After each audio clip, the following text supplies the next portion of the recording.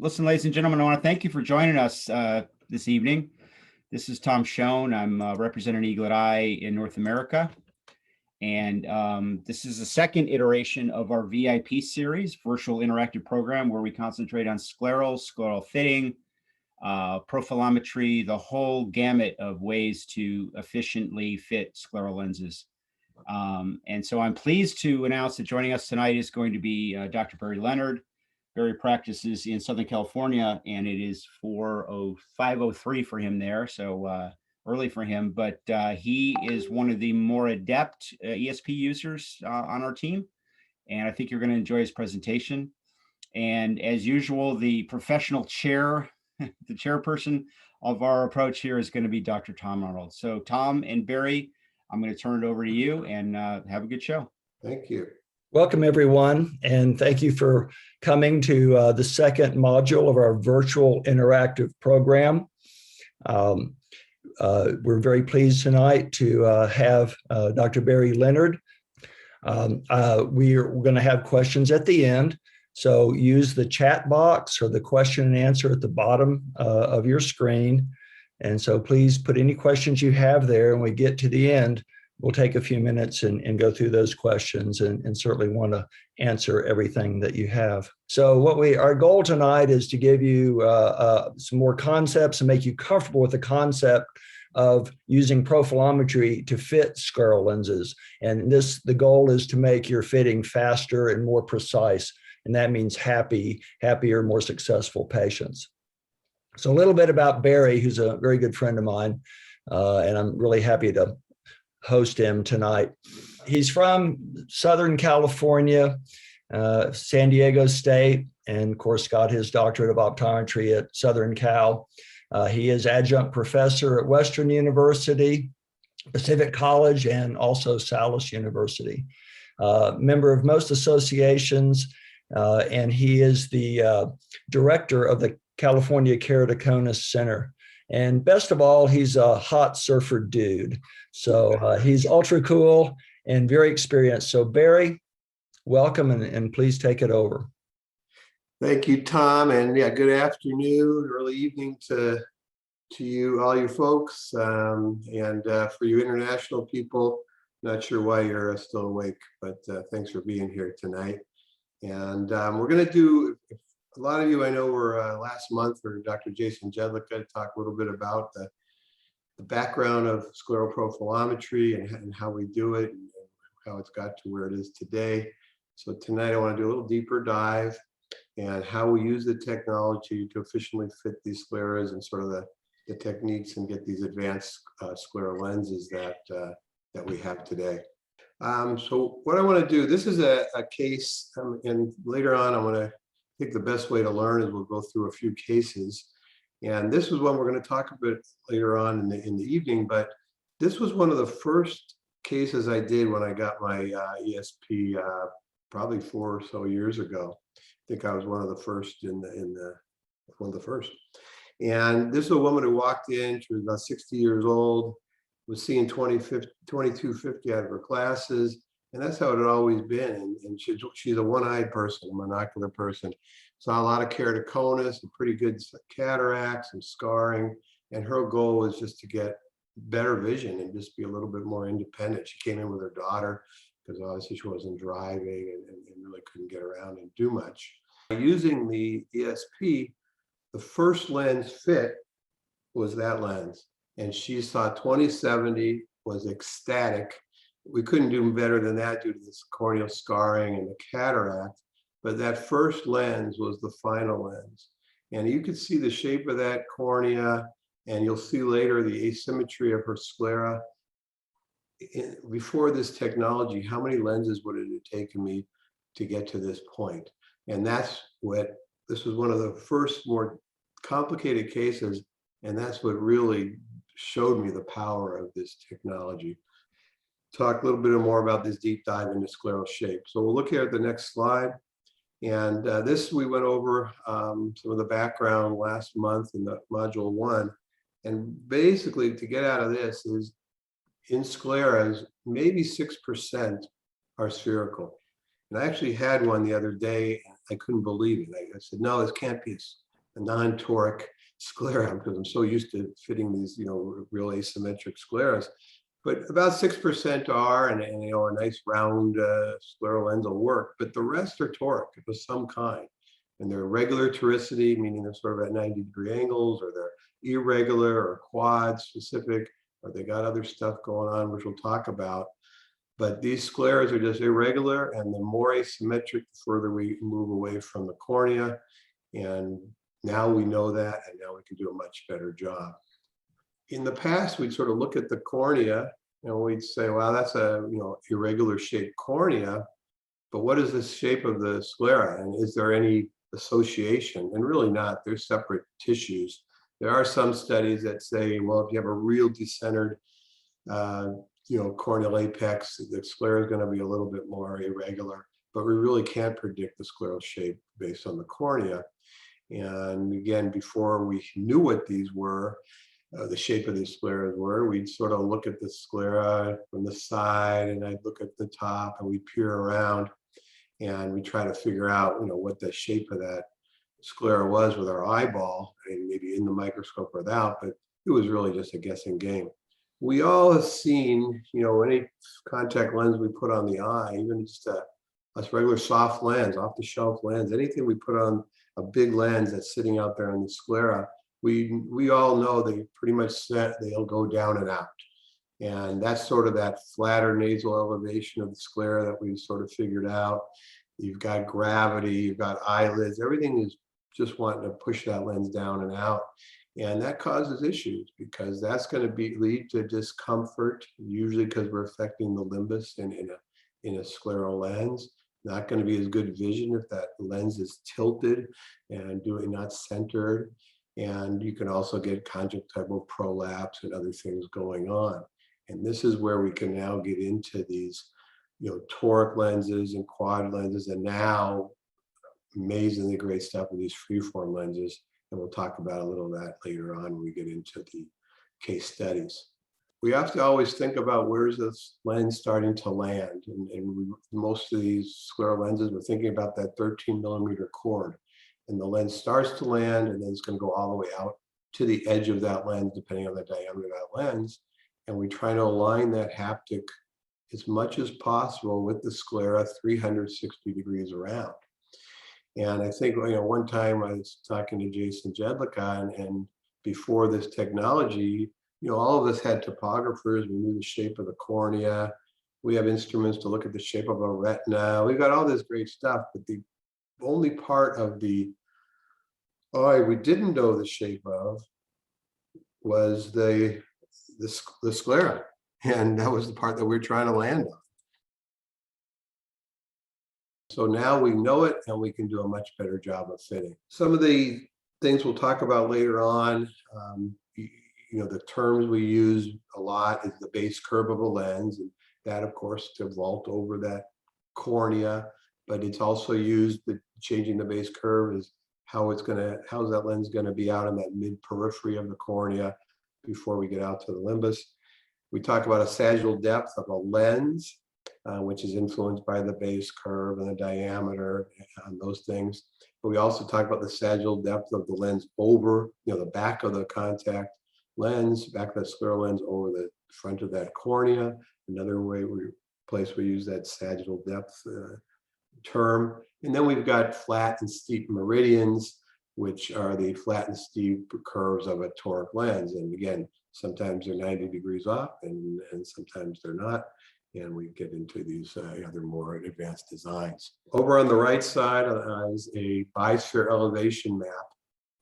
And this is one of the primary maps we're going to use from the scleral profilometer. And you're going to look at, just like a topographer of the cornea, there's a best fit sphere. And so in there, the center, you can see that there's that red line, which is where the junction of the two best fit spheres are. It's really not the limbus. But you take the topographer, and those parts of the cornea that are above or below that best fit sphere is what gives us that topography map in those different colors. And very similar, there's a second best fit sphere for that sclera. And so in this case, we have it in those little blue parts you see are below that best fit sphere, the red stuff's above, so it's whether it's flat or steep in those meridians, and there you see it even picks up a pinguecula, because that's gonna cause a change in that over that best fit sphere. And this is where we start talking about, what lens diameter is going to vault over our cornea. We've got to adjust the sagittal height to get over that cornea and the base curve. And then what are we going to do with that landing and that sclera? So when I first started doing this, if you don't hear my little dog barking, we had spherical lenses, spherical scleral lenses.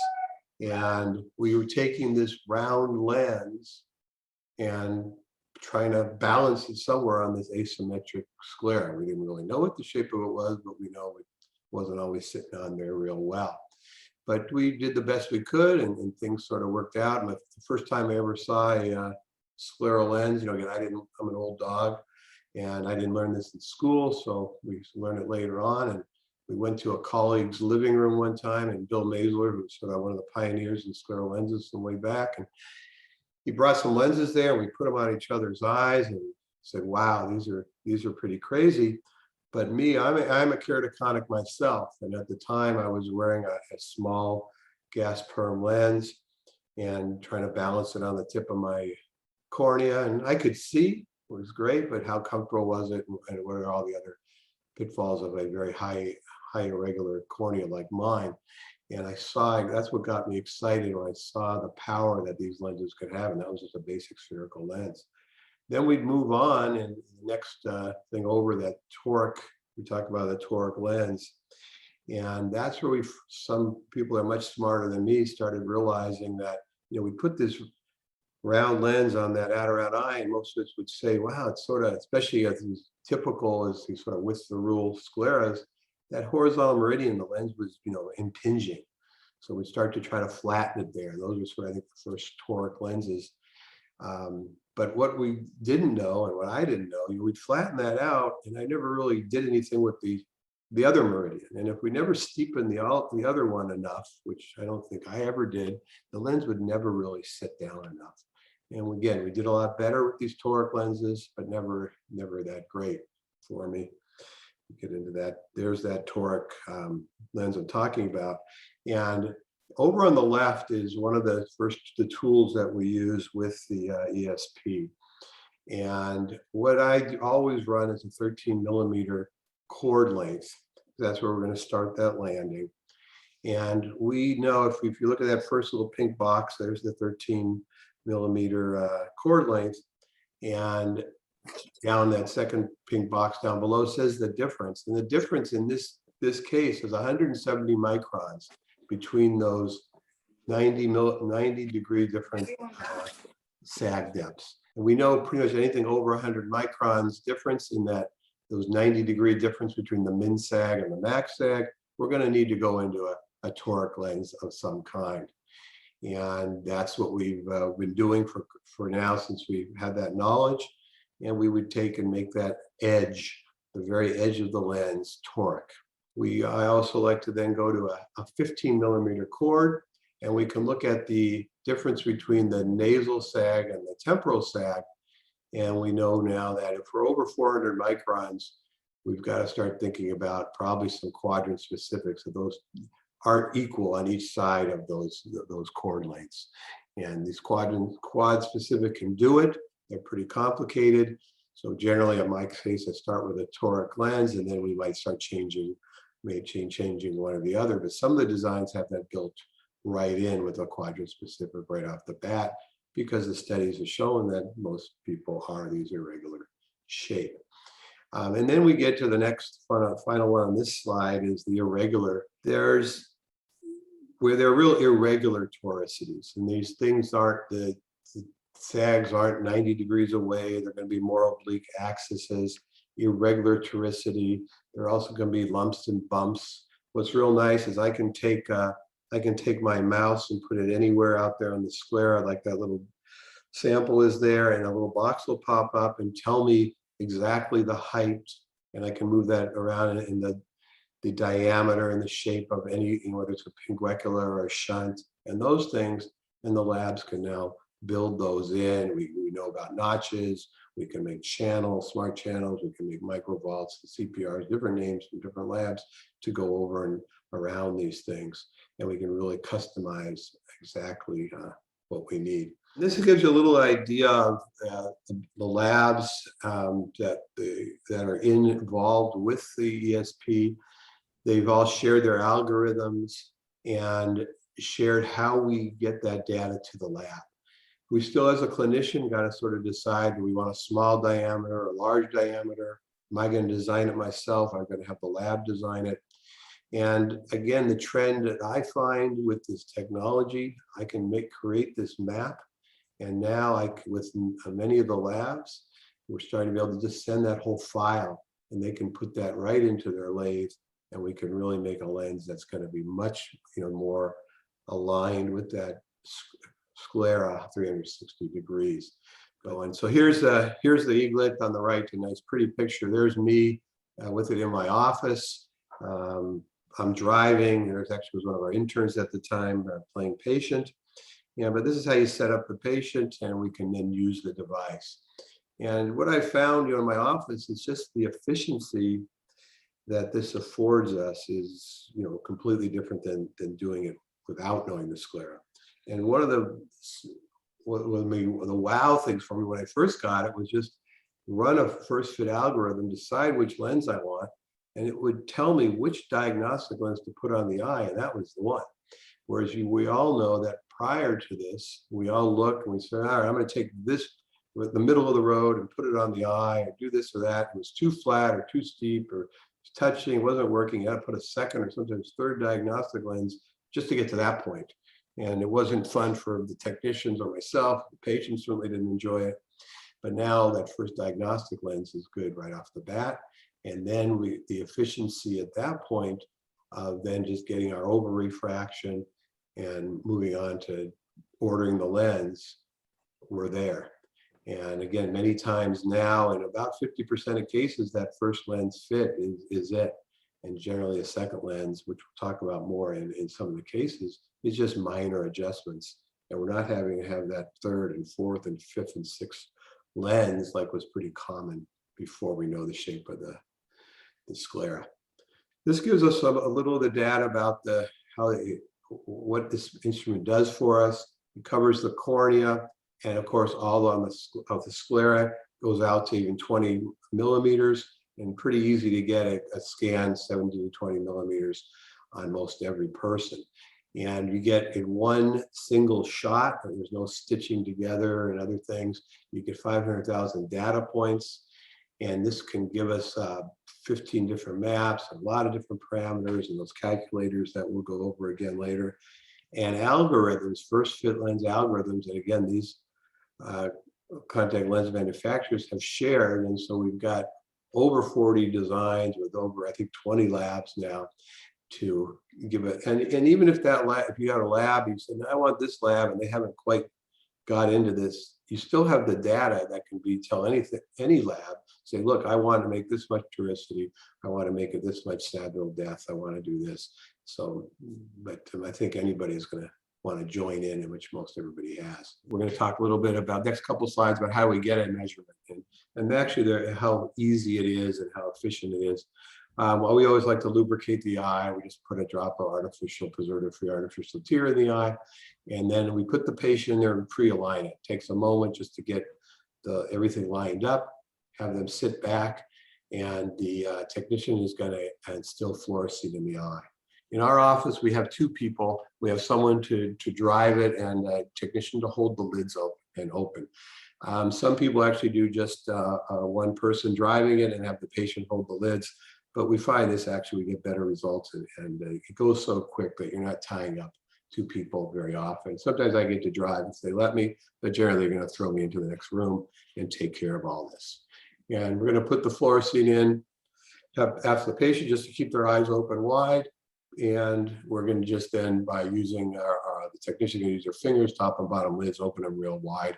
And then we usually, we snap about 3 to 5 shots, and you can do that in under 10 seconds, probably under 5 seconds if I really timed it, and make sure that we get good good data. Here's a little pictorial of how we do it. Again, we put the artificial tears in, we put the patient in, get them lined up, sit back, instill that fluorescein on that bottom row, open the lids up wide, and there on the right is what you see when you shoot the picture. That's right. There's a video, you can see the person looking up and down, and then now it's open, and there's that shot right there, and you can see then you've got a good coverage. You could probably just stop right there, but we always like to take 3 of them real quick, and up in the top right corner, you just hit save and another one and fire away, fire away. The top left corner with the green check, that's what we want to see. Everything's lined up nicely. The middle, those little balls on the right aren't lined up vertically like they are in the green check box. Over there on the far right, upper far right, there's a thumb in the way, blocking the view. So there's just little tips in this. Again, you learn pretty quick. And then right in that data below, we can look at that source, and it'll tell us if it's a good scan or not. And what's real nice is I can take my mouse and put it anywhere on that sclera, and that wherever that mouse is, that box will pop up. And in red, we've highlighted that. That'll tell me the diameter I am out. In this case, 10.2 millimeters. And this one is a real good scan. It's probably at over 10 millimeters all around. So again, big 20 millimeter scan. And again, pretty easy to do. The next one down, there's a biosphere elevation. The other one is biosphere 3D, and that's the one I use a lot with the patients. You hit that and you get a 3D model that you can then, with your mouse, rotate around, in and out, I'll spin it around. And this gives them a really good idea of what their eye is shaped like. And it's great for the patient. It's great for their, if it's a child and their parent is sitting there, or there's a spouse or caregiver, everybody starts to understand now the shape, and when you see things in 3D, we're all used to seeing that, but it's a really great educational tool for the patients, and it's that big wow factor because they've never seen that thing before. Even if they've seen topography, they've never seen anything like that. Also on that screen down the bottom right is another great tool that I use a lot, and there's the HVID, but there's also the vertical VVID, and we need the HVID a lot, as you know, for picking that diameter of the scleral you're thinking about. But we now know that vertical, which is generally, it's going to be different than that horizontal, is really influencing the fit of our lenses now. We're going to oval optic zones and these bi-elevation, and that's the way, again, lining better with that one. Here is the other calculator that I use a lot. So what the ESP is going to give us is, when we'll go and see this in some of the examples, but it's going to give you a sagittal depth and a best fit base curve as some of your basic things. And in our, so we're going to go and pick out a trial lens that for that sagittal depth, we can get a nice, not touching or not too tall. That's where we get some good measurements, but that might not necessarily be the base curve that we're going to end up with. And so this is going to help you to calculate out our final. With that calculator, we can put our trial lens base curve in. We can put the trial lens power in. The ESP is going to give us the best fit base curve, which you could adjust if you want. And then you're going to put the over refraction that you get over that trial lens. And down at the bottom there, you'll say the results, what lens power to order, in that case, plus 1.7 or 1.75 if you want.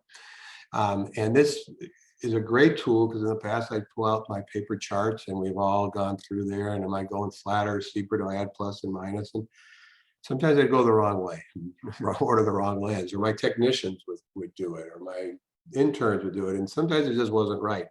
This thing's always right. It also vertexes, that over refraction. So that -6 is it's going to adjust for that, and anything else you can start adjusting in there to give you that final lens power. So now from ESP, you've got your sagittal depth, you've got your final base curve, you've got your final power, your diameter, your edge. You're ready to go. So we can get a nice uniform fit.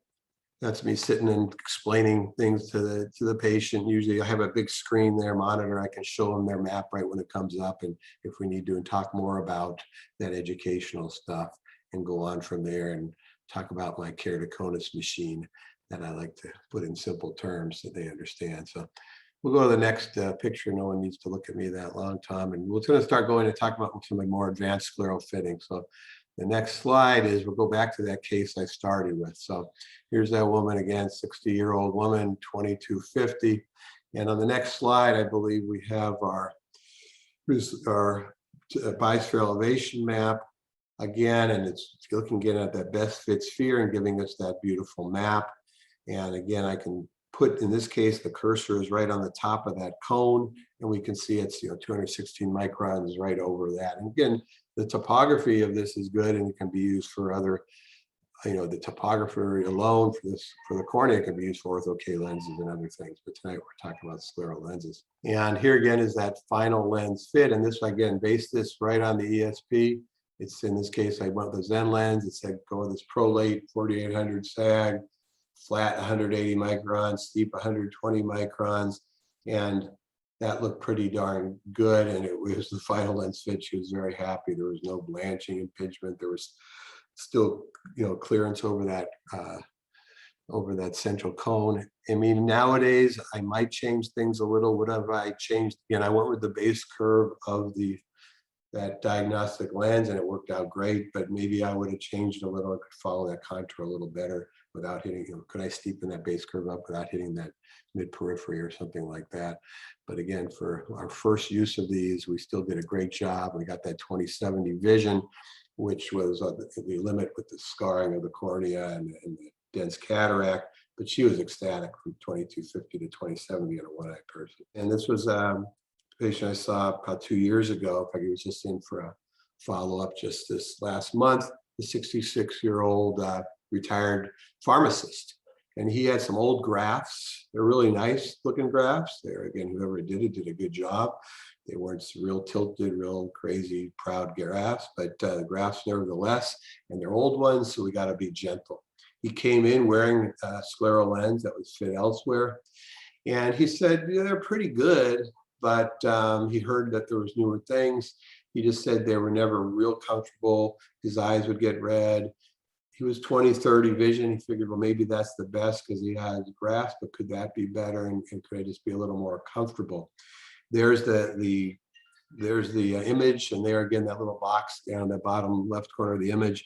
We look for that eye movement. I like to see that below 0.1. Usually it's even 0.05, but that tells me we're going to have a good scan. So, and there's his maps, his right and left eye.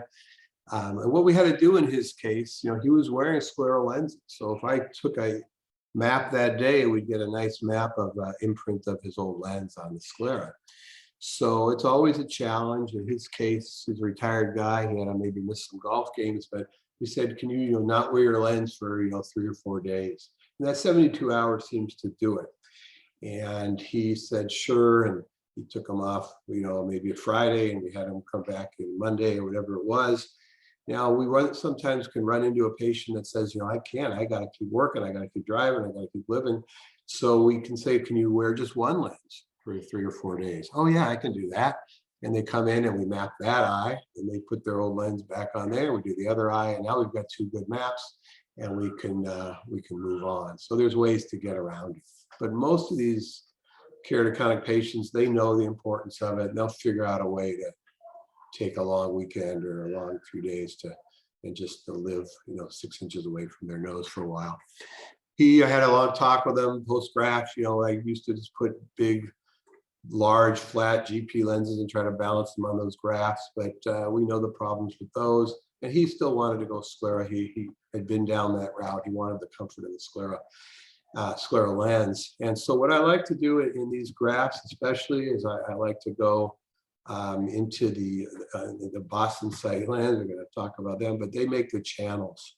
I don't know who else does, but they make channels, and I like these for graft cases. So in his case, I decided to go with an 18.5 millimeter lens so we could get a lot of good bearing, really clear that graft, and a lot of bearing out on that very asymmetric sclera that he has, and add these channels in. And this gave us the readout for the first lens fit algorithm. And so over there, that box on the right, I put in the diameter. You can choose the diameter, and now they go from 16 millimeters up to 19 millimeters. but I said 18.5. And this will calculate out from the maps what how we should adjust their lens, in this case, that 5E1 lens.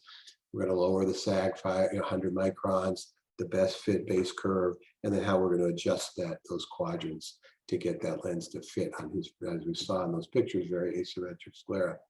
I also decided to put those 2 smart channels at the horizontal meridian at the 3 and 9 o'clock. And those lenses came back and they were just beautiful. I just made a little adjustment on both lenses just to bring the sag down a little more. I like, again, over the graphs, you know, the lowest decay of everything is the tears.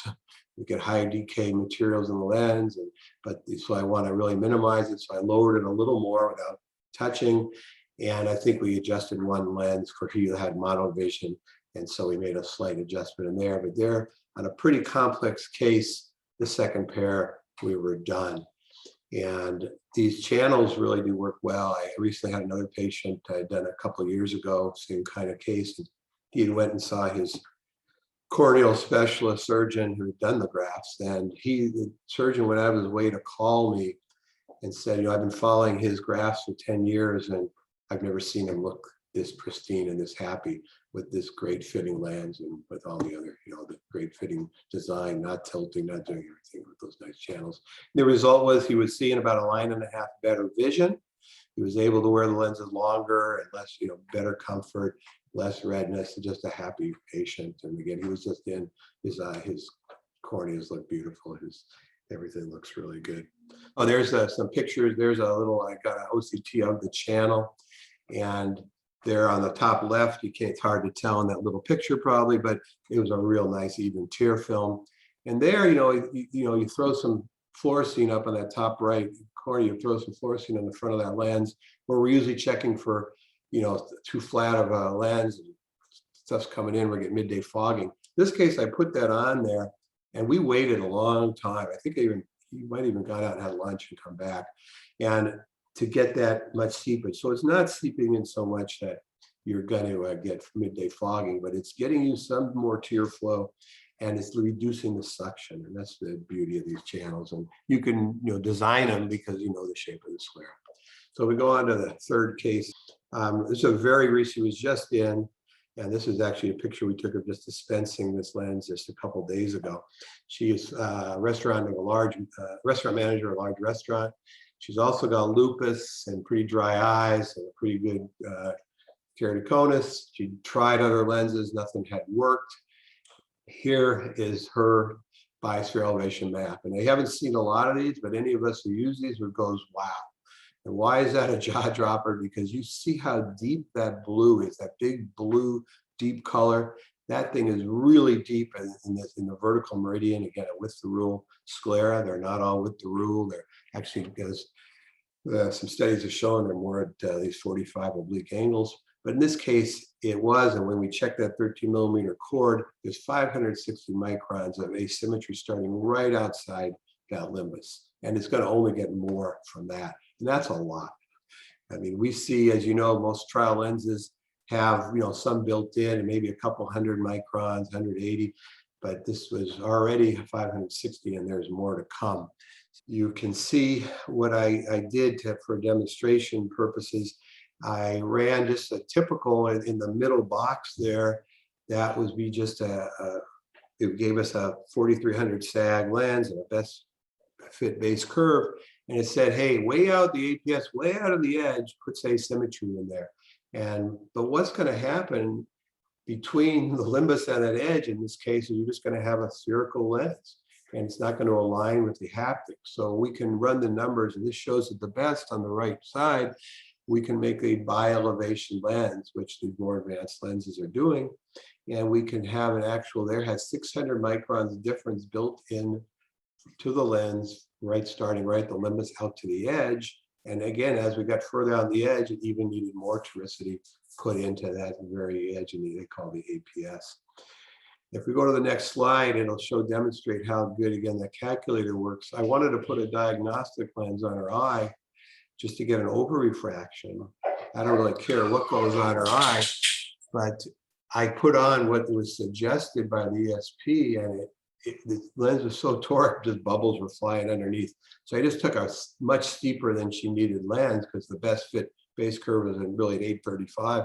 I put on a 760 just to get something to hold on there for a moment so I could get over refraction, which we did. And then I can plug those numbers in. And again, there's my final power. And then I can order that lens. I can actually send all that information directly to the lab and tell them the power I want. And you're pretty much done. And that, yeah, there's the lens. That was at dispensing just a couple of days ago. We did a quick look and you can see how evenly that's already sitting. Both in the picture and in the OCT, and she'll be in, the end of this week or next week for her real follow-up. But we always check it at dispensing. But on a crazy asymmetric eye like that, again, how long would it have taken me to get there if I was just doing the old school guessing? So she was very happy, and she was seeing also right there in the room, looking around and very ecstatic. I think might have one more case, so we can get done. He was what we always want is a keratoconic engineer, right? And they'll come in and know more than we do. But he was interesting because he had 29 years old and had never tried contacts. He was a little apprehensive, but he was just 20/60 with glasses. And he goes, I got to do better. I got to see better. And, before we do ESP, before we do everything else, we're going to do a typical health exam. And the thing to note was that pinguecula there, and keep that in the back of our mind. And everything else was good, retina's good, everything else was good. And here's his biosphere elevation map up in the top right. And then you see that nice little blue circle. And that's not something we put in for the PowerPoint slide. That's something that the software does. And it sort of puts that up there and says, hey, doc, you got something here. You got some irregularity there. In this case, a pinguecula, but it could be any other kind of irregularity in the sclera, it could be a shunt or any other kind of bump or something just unusual going on there. So in his case also, I did my 13 and 15 millimeter cord lengths, and and also looked over there at the vertical and the horizontal iris diameter. We could see a 0.3 millimeter difference there. So it's telling me with the new technology, I'm either going to go to a free-form lens or a bioelevation lens to get a much better alignment. Ran those numbers and it's giving us that 4600 by 4800 bioelevation lens and our best fit. And so this is a good example. There's that 200 micron in the bioelevation, those two sags, and it gets out to the edge. It says the edge is flat 9 all around, but really that 200 microns electricity goes all the way out to the edge. So that edge is still toric, but now we can always change it more if we need to in any one quadrant. We could add a little bit more later on if we find some impingement or flat edge or anything else unusual. And again, you can just then connect. There's a button to connect it right to the lab. Many of the labs have that now, and you don't even have to just send it in, tell them the power, and boom, there you go. You get your first lens in. That's going to be not the lens you want. It's going to be maybe some minor fine tuning to get to the final lens. So when I do these lenses, there it's impinging on the pinguecula a little bit. When I make the first lens, I'm not going to add these channels or microvolts or things right off the bat. I'm not going to add in front torques yet, because even though the profilometer is going to tell us the expected angle of how that lens is going to ride, where that flat meridian is going to be, it's not just the scleral shape that influences that. There's eyelids and there's other things. So it might turn 5 or 10 degrees different than the predicted. And the predicted is usually on, but it can change. So myself and the labs mostly agree, let's add those things later. So you'll see on the next slide, after he came in and we still saw that impingement, I then knew, and you could see in this particular lens, there's a couple of hash marks at that 45. That telling me now I know exactly how that lens is going to sit on his eye. And I can then tell the lab exactly where I want that microvolt, or they'll figure it out for you. And they have to put those little marks around it so you can really see. You can see it on the white light, but it really shows up dramatically there. And you can make sure you hit it on. If you're a little off, we call the lab and say, hey, make it bigger or smaller, or raise it up or lower it down, or whatever you need to do. But this was, again, second lenses on both eyes, and we were done. And again, complex toric sclera with a microvolt. It's got, I don't think it had a front toric, but almost had everything you could do. And Now I'm going to turn it back over to Tom Arnold. I hope you all got a lot out of that. I'm always available. Maybe at the end, I think might have my email, but I'm always available if you have any questions or want to reach out. I have an open door. So Tom Arnold, thank you. I'll let you take over. Great. Thanks, Barry. That was indeed excellent. And you've really shown us how, profilometry has really elevated, our fitting. And these are the things we need to understand, that the vertical meridian is not the same as the horizontal. It's usually very asymmetrical. And a tool like this really saves, as you said, a lot of trial and error, a lot of multiple lens orders.